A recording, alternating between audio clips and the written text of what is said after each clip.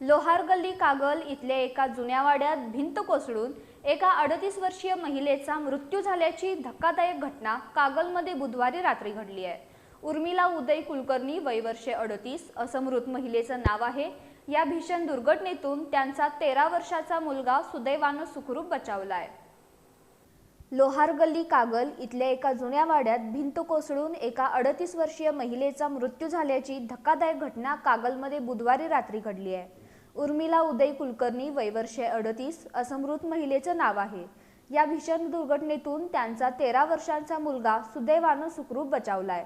उदय कुलकर्णी हे आपल्या कुटुंबातील पत्नी उर्मिला आणि मुलगा दिगंबर एका जुन्या दगडी आणि पांढऱ्या मातीच्या भिंती असलेल्या वाड्यात राहत होते।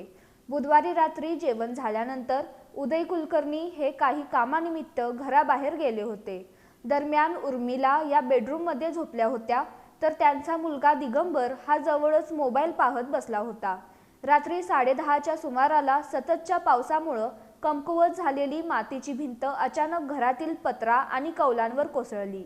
हा सर्व ढिगारा आणि छत थेट उर्मिला यांच्या अंगावर पडल्यानं त्या ढिगाऱ्याखाली गाडल्या गेल्या।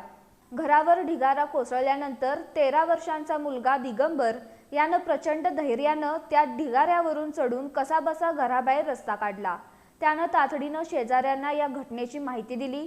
या घटनेची माहिती मिळताच स्थानिक नागरिक, नगरसेवक आणि नगरपालिकेचे कर्मचारी तत्काळ मदतीसाठी धावून आले।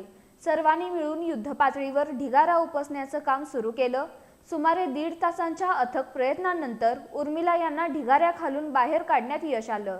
त्यांना तातडीनं जवळील ग्रामीण रुग्णालयात दाखल करण्यात आलं, मात्र रुग्णालयात पोहोचण्यापूर्वीच त्यांचा मृत्यू झाला होता, असं डॉक्टरांनी तपासून घोषित केलं।